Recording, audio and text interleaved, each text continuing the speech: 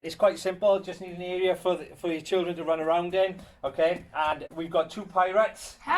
Girl pirate. We've got a girl pirate Point. and a boy pirate, okay? And their jewels are hanging from their belt. And what we're using for jewels, guys? Socks. Daddy smelly socks. Daddy smelly socks, okay? So nice and long, okay?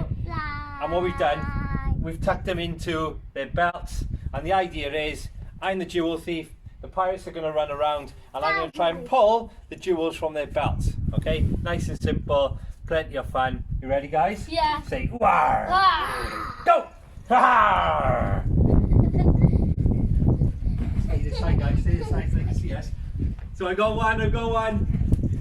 I got two. Come over here, guys. Come over here.